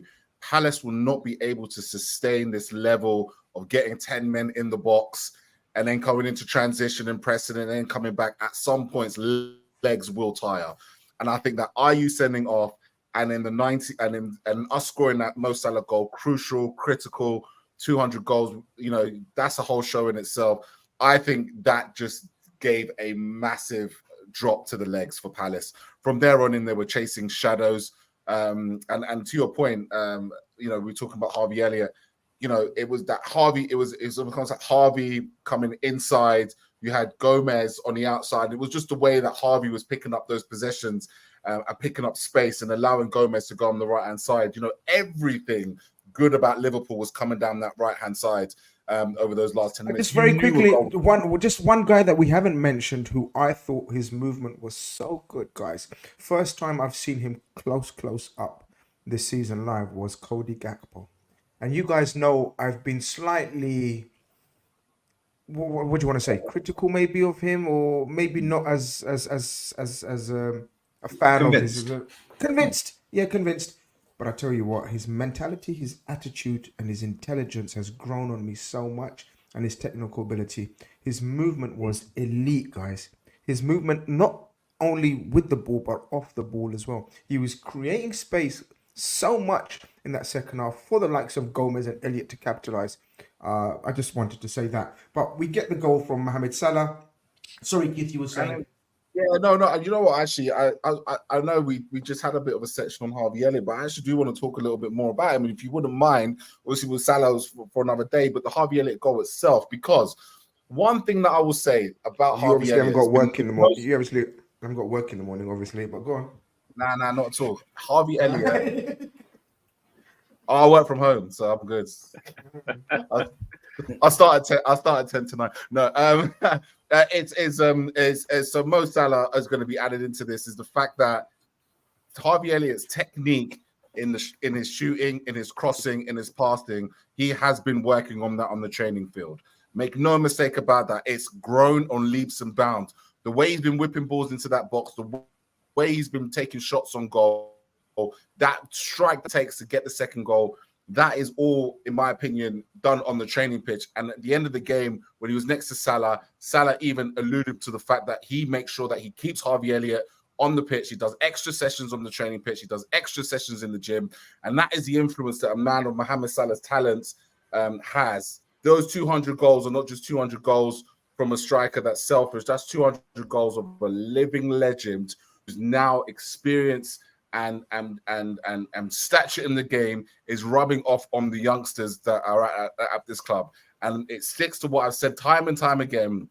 I do not think it is a foregone conclusion that next summer Mohamed Salah leaves Liverpool Football Club. I still believe that he himself sees himself as a leader, and he's in the leadership group. Klopp has given him the captaincy, and his influence on the players around him could potentially lead us into something really exciting.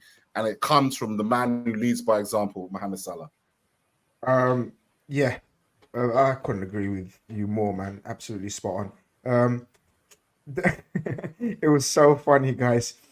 We score, and then I'm turning around, and we're all saying, surely there's 10 minutes of extra time. Surely there's got to be 10 minutes, right? Like, because like injury, red card, penalty, no penalty, VAR, etc. The board goes up for 10 minutes. As the board goes up, Harvey Elliott slams the ball into the back of the net. And we're thinking, no, not 10 minutes. It's way too much. What do you mean 10 minutes? It's like, where did the 10 minutes come from? The mood change was magnificent. Harvey Elliott's goal. Guys, he scored a few goals this season already for club and country. This guy is growing in every way, apart from maybe height-wise. But in terms of game-wise and ability-wise and mentality and everything else, he's been magnificent, guys. Who wants to talk about this goal? Because this was a Messi-esque goal, man, and we've said that so many times.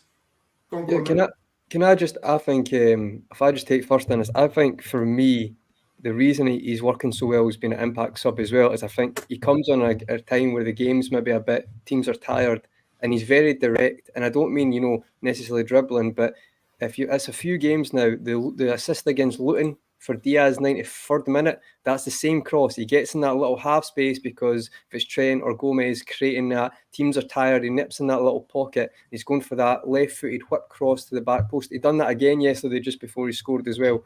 So he is coming on with like his own plan of how to hurt teams, and it's like the forwards know what he's going to do as well. Look for that cross.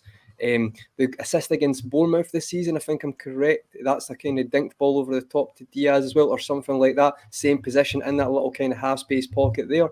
And then again, this one drives into the space, great run, and it's a fantastic shot. It's actually, he doesn't whip it round the defender, but because where the defender is, kind of unsights the goalkeeper who's just came on. And by the way, can I just add, there's nothing more infuriating when a keeper who's not played comes on and you don't shoot. That it does my head in. You just pass.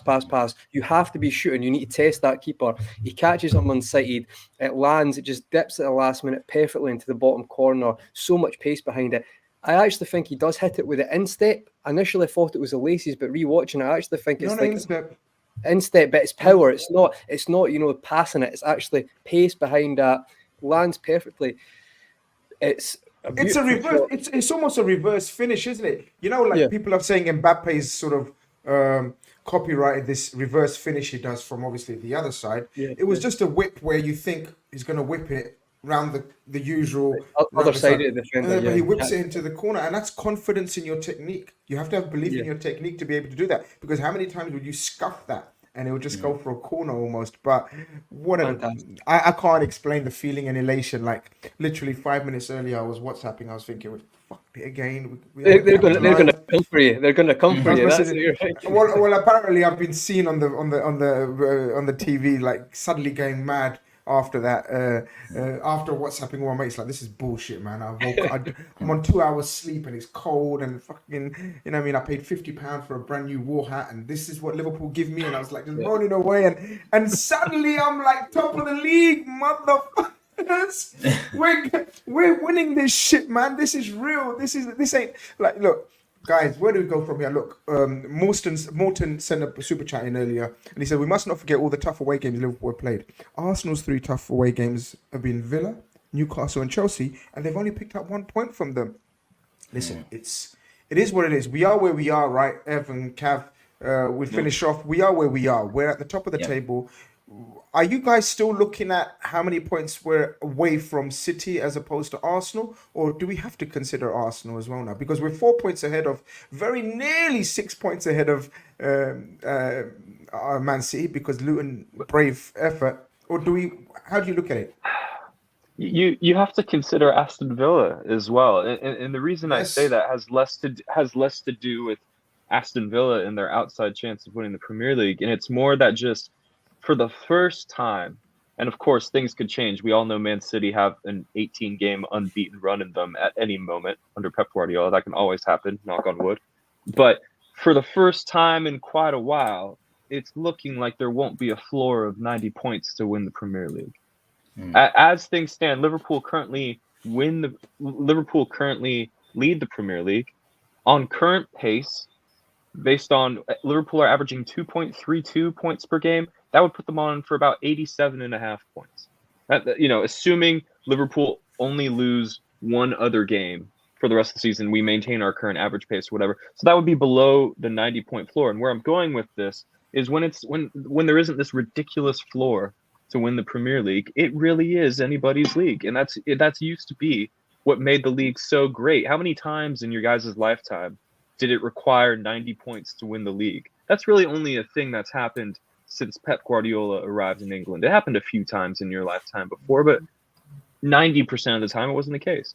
So, and people keep the question that keeps being answered is, yeah, wow, Liverpool top of the league. We've only lost once, and it was a complete farce for the circumstances. But I still have no idea how good Liverpool are. The amount of times I've seen people tweet that, and they take the words out of our mouth. I agree with it so much, and that's because the bar that we're used to setting ourselves to, this 90 to 100 point City bar, it looks, again, knock on wood, like it's not the case this season. So everybody's like inner threshold of what it takes to be a good enough to win the league sort of team. It's all been messed up. Like our internal like numerical clock is kind of messed up, and that's why I say it's really anyone's race, because anybody can really get 80 to 85 points. You know what I mean? Go look at the list of teams that have gotten 80 to 85 points in the last 6 years, and you're like, really, that caliber of team could win the Premier League this season? Yeah, it absolutely could. Liverpool could win the Premier League this season with Trent inverting and Keith Cross sitting at home and sulking about it. You know what I mean? That could happen. That could happen, Keith. I love you. I'm just picking on you. But again, anyways, that's where I'm going with that, Grizz. Sorry, it was a bit of an analogy, but it's really anyone's fight. But yeah, you always look at City because, like I said, at any moment they could kick into a gear where they win 18 games in a row. Dunduro sends in a super chat and sends us a love heart. We love you too, my friend. Thank you very much. Cav, where you at, man? Mentally, where are you? Where are you at? Tell me. This is anybody's league. This is the title of today's show. Was there's a league title to be won here? It's magnificently ending the way I wanted to end the show. The title was there's a league title to be won here, and we're finishing off talking about there's a league title to be won here.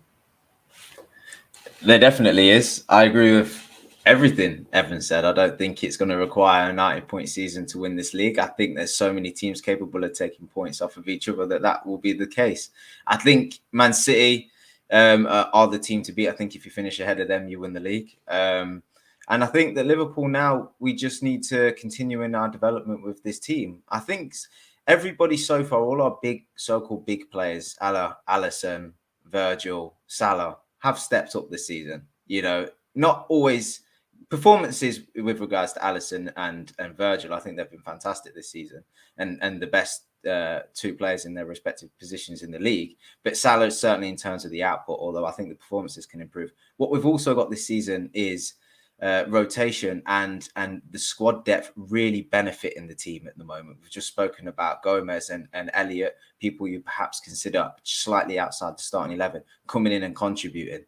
You know, and Endo, although he did come in and you say he didn't have a great 45 minutes, doing his part, you know, and still contributing in some respects. You've got variety of forwards up top in Gakpo and Nunes, none of them really in particular good form, but still contributing in their own rights. You know, Nunes was involved in 2 goals against Fulham last week, Gakpo involved in the goals again today, but neither of them on the score sheet, you know, so that everybody's playing their part. And that's what you're going to need to get through this festive period, especially, but then to go on and win it. And I think we've got that. We've got the perfect blend in our squad.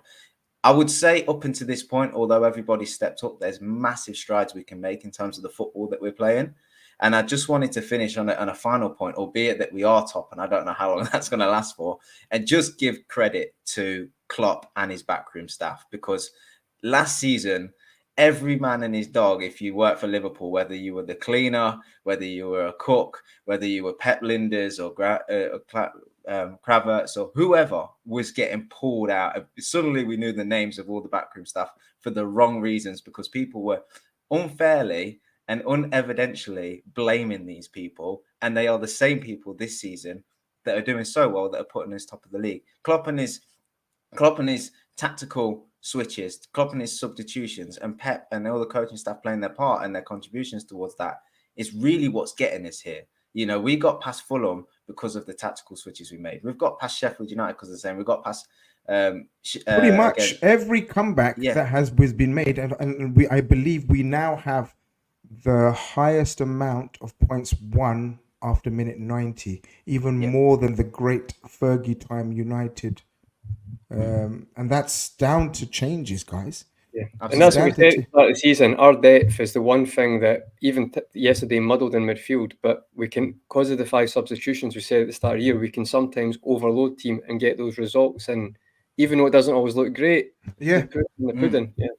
And you have to, and just off the contrast of last season where we found ourselves now, I've not heard Pep Linders' name for about Or a 8, certain 9, book. 10 months, and a certain book, and all these things, and I'm just like, wow, the same people that were being scrutinized back then and discredited back then, I think deserve their plaudits, because this team hasn't gone out there starting 11 every week and playing brilliant football and winning. No, it's required tactical switches. It's required rotation. It's required trust in players. You know, we've labelled Klopp as being loyal. He's throwing new players in there. He's throwing young players in there. Kwanzaa started at the weekend. All these things deserve to be applauded at this point, because we found ourselves at the top of the table. So it's exciting because every team's going to improve. We are definitely going to improve as well. So that should give us real encouragement for this league. We find ourselves at the top of the Premier League table. We found ourselves top of the Europa League table, which means we don't need to take anyone away this weekend, guys. I hope you guys agree with me. If anyone disagrees with me, then I would argue with you that you don't know ball. And you don't want to argue with me. I'm in a real angry, violent mood today. Surely we take an under 23 squad, give everyone a game. Cade Gordon, Ben Doak, Chambers, you name it. Give everyone a game. It's irrelevant. Guys, it's irrelevant. Please, no one tell me rhythm and momentum, and because we don't need any more injuries. We're playing, we've got fine line in terms of injuries and our squad players being injured. Like, thankfully, we haven't got any first team bona fide starters injured, I believe. Apart from Matip, maybe. Even he's not a bona fide starter per se. But we have got a few niggly injuries in terms of the likes of Jota, Robertson, Mac is suspended, so McAllister, yeah. We have a whole week and then we go for Man United. Manchester United, regardless of where they are, I don't give a shit. I don't want a stuffing. So many Liverpool fans are saying, oh, we need to bury them 7-0, 6-0, 5-0. I just want 3 points, guys. 3 points, no injuries. And then I believe we have a massive, huge game against Arsenal in the following weekend. Guys, I think that will be definitive, defining. Man City go away to the World Cup. They will surely be behind us when they go away to the World Cup. That's a different pressure in itself. But we focus on Man United next. I don't have any inhibitions of saying I don't give a shit about the midweek tie against Europa League. I may not even do a post-match. That's how much I don't care about it. Well, I will, just because I love you guys and we'll talk. We'll have a lovely chat. Because what we'll do, we'll preview the Man United game into the post-match game.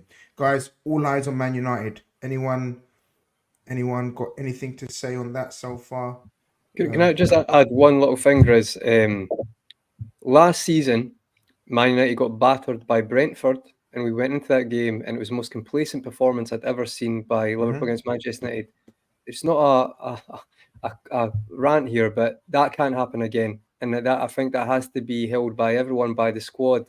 You go there, you be focused, and you be ruthless. I don't want that last season, because that's still the most embarrassing performance I've ever seen by us. That team was there for the taking, and we rocked up to Old Trafford and thought we were going to win. I know it's Anfield, but we have to be focused and be ruthless. If they are that poor, well, we go and play our game and we show them how poor they are, but we just win. And it has to be the focus. It can't be, oh, we'll be fine, we'll laissez-faire about it. No. Turn up and get the job done. And it has to be 100% concentration. Because last year they were probably worse going into that game. They were horrendous. Just battered 4-0 by Brentford, and we took our eyes off the ball. That cannot happen. So I think it's a huge game. There's going to be some contenders for the starting lineup following Gakpo and Gomez, whoever came on. It's not going to be an easy show. I'm sure, Grizz, you'll break that down very well with the midweek show. But that's going to be a conversation as well, because the people fighting for places now. But be concentrated, be focused, and then most importantly, be ruthless. Do not take your eye off the ball. That's the only thing I'd say, because that still annoys me a year later, that performance. So I just wanted to add that. No, thank you very much, guys. If Liverpool are watching, if the Liverpool team or squad's watching, Conroy's told you very sternly in his police outfit uniform, call it what you want, fancy dress. He's told you in no uncertain terms, focus, be ruthless, be efficient. Guys, I'm going to leave you guys with this. Good evening, gents. Liverpool are top of the league. You never walk alone.